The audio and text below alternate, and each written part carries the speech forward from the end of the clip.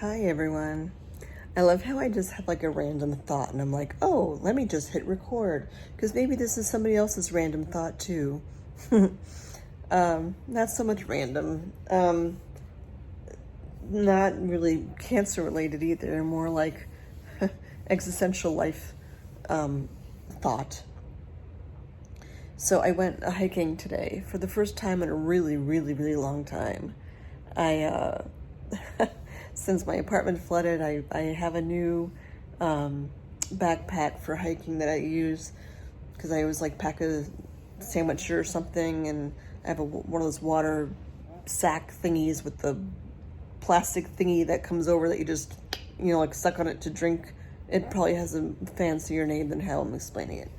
But it was nice. I've been focusing so much on, I guess this is cancer journey related to start. I've been focusing so much on the gym lately, which I'm glad I've been doing. I've been trying to not be so black and white about what some of the trainers want me to focus on at the gym.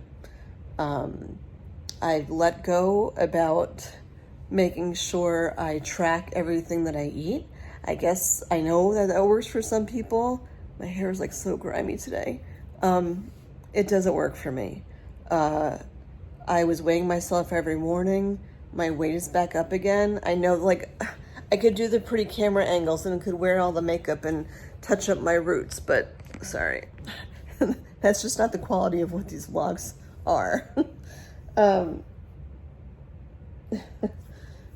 I decided to focus more on the big picture for me.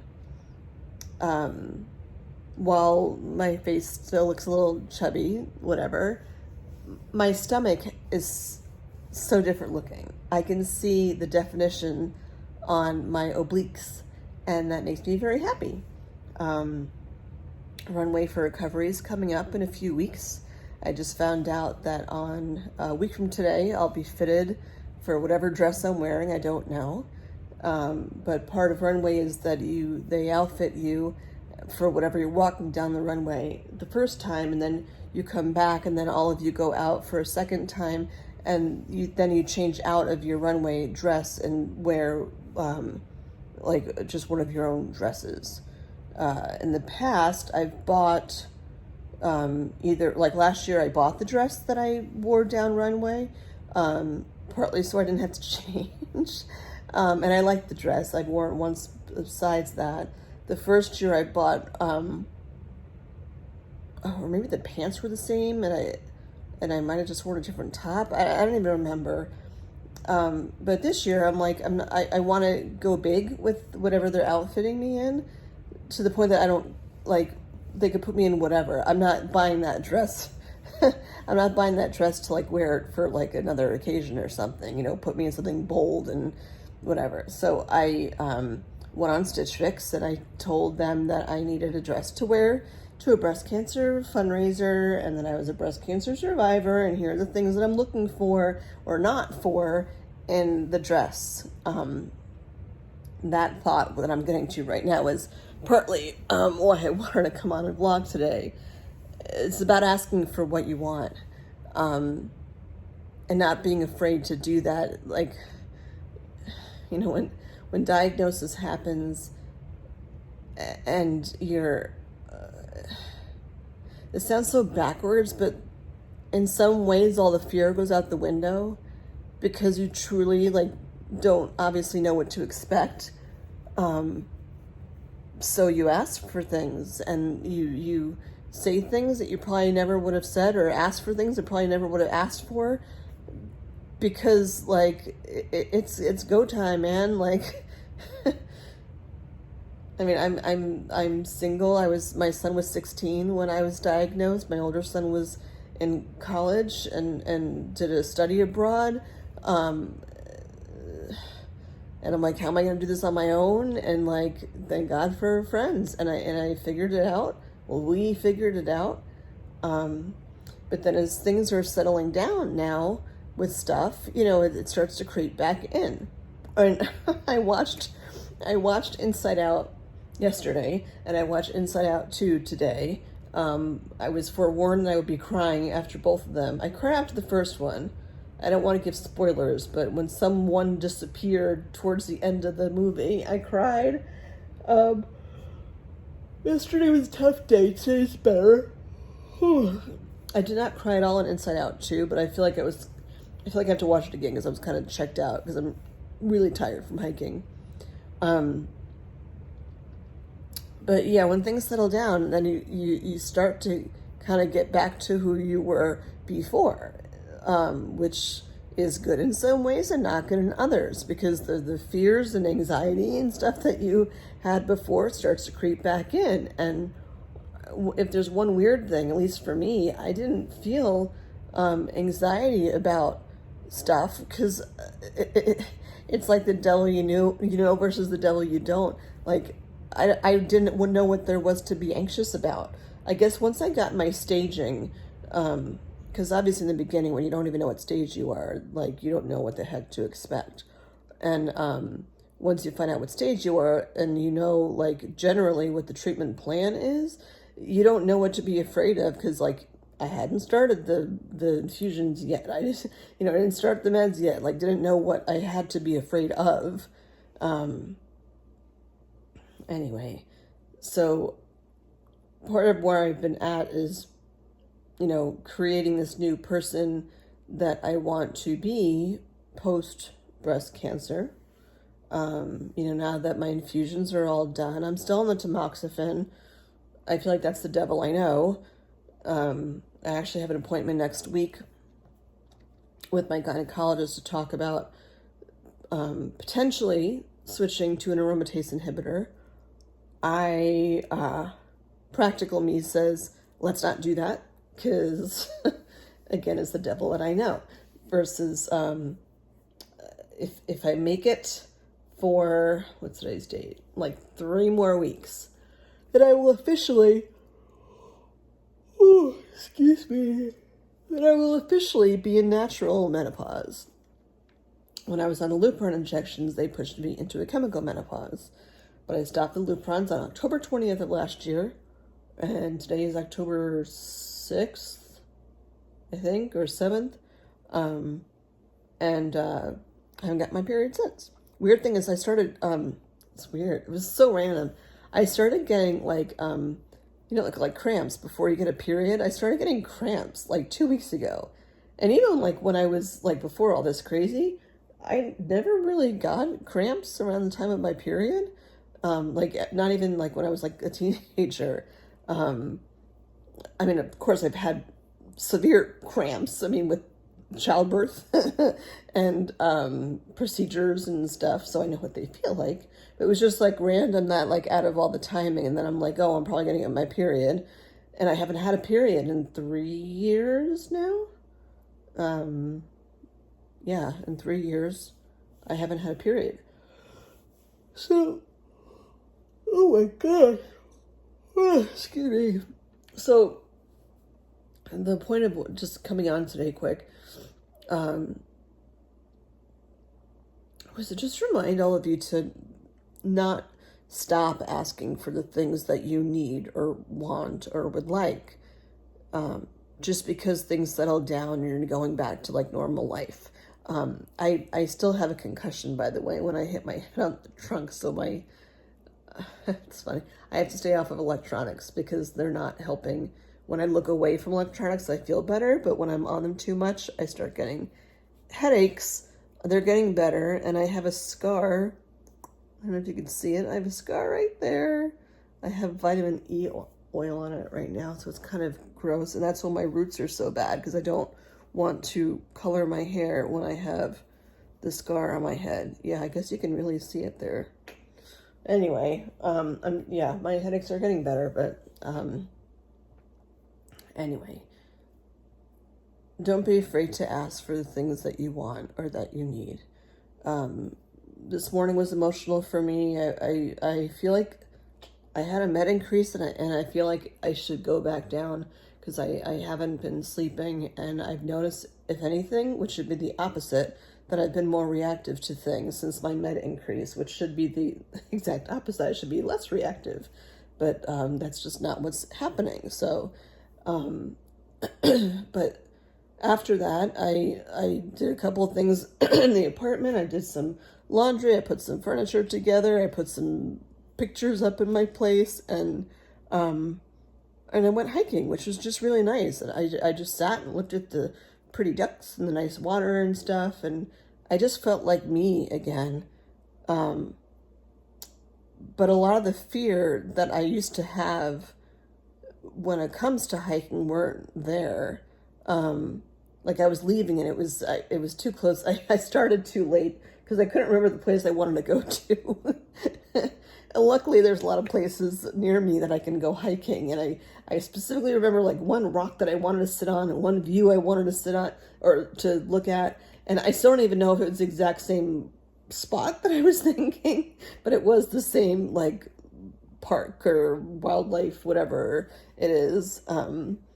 And I just sat on the rock and like I had my food and I looked over the water and it was just very chill. And then I see the sun going down and I'm like, I really should get my ass in gear because it's gonna get dark. And I forget that it's like October, so it gets dark a lot faster. Last time I went hiking, I feel like it was probably in the summertime and it was like 9 o'clock or something when the sun went down. But that is not the case in October. But there were plenty of people around, so. Oh my gosh. Yeah, so that fear wasn't there because I wasn't on my own. There was other people there trying to get the heck out of the park too. So I wasn't scared to be walking like in the relative dark because there were other people there too, and I have a my own stuff that I like a birdie and like other stuff that like safe personal safety equipment or whatever, just to make sure that that I'm okay. But I just felt kind of empowered, like doing all of that. And there's been a lot of stuff thrown in my face lately, like COVID and pink eye, and then smashed my head into a freaking trunk, or a trunk smashed itself into my head. Just like other things that just haven't been going as planned, and it's just I was feeling very defeated. And then I started uploading my vlogs from back in February when I was really feeling defeated, which is not helping me feel any better. That's why I kind of like stepped away and went hiking, because I needed to just regroup with who I want to be. Yeah, so, and then I'm sitting there like watching this, Inside Out 2, and the girl's going through puberty, and it's like, who is she, who she used to be versus who she is now, and all these new emotions that come into play, like, embarrassment and anxiety and envy and all this stuff. I guess envy isn't really one that is in my ballpark right now. And I used to be such a much more anxious person, and I'm not, especially since diagnosis. Like, there's no like space for anxiety at moments, of course, but in general, the way I conduct my life, like I recognize if I start to act like a chick with my head cut off, and I'm like, no, like, we are not living that life again. No way, Jose. And what I like that I'm refinding right now is that when things aren't going how I want them to be, I can verbalize.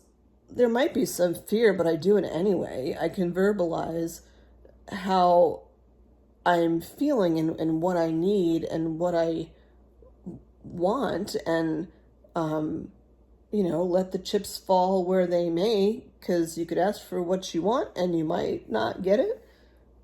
But today there are a few things that actually fell in my lap, and I was like heartwarmingly surprised that things went so well with things that I asked for, and some things I didn't even ask for that were just like wouldn't it be nice if blah, blah, blah, and that actually happened after waiting like a decade, literally, for that to happen. So I just had a lot of I don't know, full circle moments today, and I just wanted to share because like I look at my vlogs back that I'm posting now, which are so behind, but they're back in February, and like the time between like, I don't know, end of January and mid-February, I was not in a great place. And I think the vlog I just put up today or last night is the last one before like things started shifting, because I feel like it was March when things started shifting. So it's just interesting to look back at that now and to see like where I was before compared to where I am now. Just looping back over, because I mentioned this and just kind of dropped it, but I have an appointment next week with my gynecologist, and because it's been a year since I haven't had my period, knock on wood, imaginary wood, tamoxifen is typically, again, I'm not a doctor, disclaimer, all that blah, blah, blah. Tamoxifen is typically given when you're premenopausal, which I was when I was diagnosed. I had just started getting hot flashes right before I was diagnosed. Ha ha ha. I'm like, oh, this is cool. This is what a hot flash feels like. And then, like, meanwhile, all this time later, and having gone through menopause the second time, and I am on the gabapentin. I upped the dosage for a while because the hot flashes were getting worse. They are, gabapentin is also very constipating. So you could have hot flashes or, and go to the bathroom, or you can not go to the bathroom and not have your hot flashes. So, you know, gotta choose. So I dropped the gabapentin again, and I mean, granted it's October, but it's still warm outside some days, and I'm not hot flashing that badly again, knock on wood. But the discussion will happen on next week. I've been on the tamoxifen now for 3 years. The original plan was 10, but my new oncologist said that there's, again, not a doctor, this is just relaying what I was told, that they're now finding that there's no benefit in being on tamoxifen longer than 7 years. So if that's the case, then I'm almost halfway through. An aromatase inhibitor is given when you're postmenopausal, which I was not, which is why I wasn't put on that. So when I had all the bad side effects from the tamoxifen, of course, then I'm like, oh, okay, can't wait to switch to an aromatase inhibitor. But I hear that, I guess there's 2 main ones that people are on. And of course, I'm flaking on the names right now because I should be getting ready for bed. Oh my God, it's late. Oh my God, I have to get ready for bed. I don't know if I want to start them, because I hear that one of the biggest complaints is like major joint pain. Like it's hard to even like move. And I had Achilles issues really bad when I started the tamoxifen and other things. And I'm like, I think it's fine if I choose to be on the tamoxifen for, and not switch over to the aromatase inhibitor. Like, you don't have to. I think it's more rare to be on an aromatase inhibitor it's okay to be on the tamoxifen if you're postmenopausal. It is not okay, I think, to be on the aromatase inhibitor when you're premenopausal. Like, that's just not how it works. So I don't know. We'll see. We'll have that discussion next week and see. Last year they took, or not even last year. I take that back. It was right around March or April, of this year, which is weird because like it wasn't my annual. Why did I go back in March or April? I think she just wanted to check my hormone levels, and I had blood work done. So she wanted to see, like, am I actually in menopause? And that's what it was. I went to see my gynecologist in like March or something of this year. Now we're October. And I was telling her like how I'm in like a really bad place right now, and they're just starting me on meds, and I don't like, why is this happening now? And I adore my gynecologist. She's just like, oh my gosh, she's wonderful. And she was the one who said to me that she thinks that I'm going through withdrawal from the Lupron. And I'm like, okay, that makes sense. And I didn't even realize that that's what it was. And my hormone levels, most of them were very dropped to show that I was in menopause, but then some numbers were not, so it was a little confusing. But she kind of helped open my eyes as to the funk that I was in. Like, I saw, based on what she explained, that it's not just like I'm sad and depressed. It's like my body is like fighting hardcore, like what the hell's going on right now? Like, I'm in menopause a second time, and I didn't get that then. And coming off of a drug like Lupron that I was on for over 2 years, like every month for 26 months, I would get this shot that would throw my body for a loop. And I'm like, I need to do it to keep the cancer away. I will do it. My ovaries are pleasantly shriveled up. I'm 52 years old. I'm not having any more kids. I don't need the ovaries. And I think partly the check-in too was if my ovaries were not shriveled up, then it was going to be on the table about whether I should have an oophorectomy. But my ovaries are shriveled up, so I don't need to hopefully still worry about anything with my ovaries. So yeah, that appointment in March opened up a lot for me. So keep up with your regular appointments too, because sometimes things are, you want answers from one doctor and someone that you wouldn't even think. I mean, I get she's my gynecologist. She's like my girl doctor. How all this stuff started with her and the test that she wanted to have done. And if it weren't for her, I wouldn't have caught my cancer when I did. But keep up with your appointments, because something might be going on and you were like, what's happening? And I don't get what's going on here. And, it's the team that you have that are on like Team You, and they're there to put all the pieces together. You just have to verbalize and say, like, what's going on?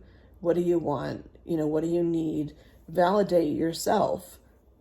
There's too many people in this world that can like try to squash you and like minimize you and make you feel unheard. And I'm telling you, man, like, for the as I'm doing this vlog, for every like person that tells you to keep your trap shut, there's like 20 people out there that like want you to keep talking.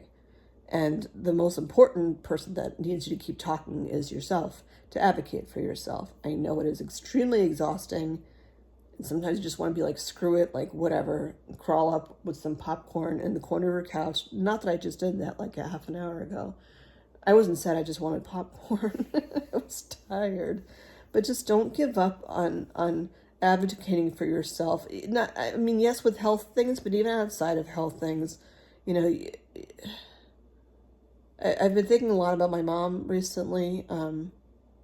She passed away 4 months ago now. Wow, 4 months ago. That's so weird. It seems, I know it's cliche, but it seems like it was yesterday. It's weird. Yeah, a lot in my space about my mom.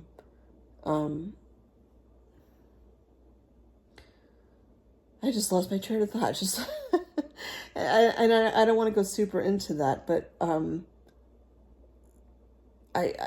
what I will share is I needed to get a birthday card for someone, woman, and I went to CVS and I went by the pop-up section of birthday cards, and because she's, in the girl section, everything's pink, of course, and I was just like looking up and down that section, and it's like mom from daughter, mom from son, mom, like all these cards for mom's birthday, mom's this, mom's that. And I'm looking at the section like, look how long it is. And I won't ever that sounds wrong. I won't ever be buying a card in the mom section anymore.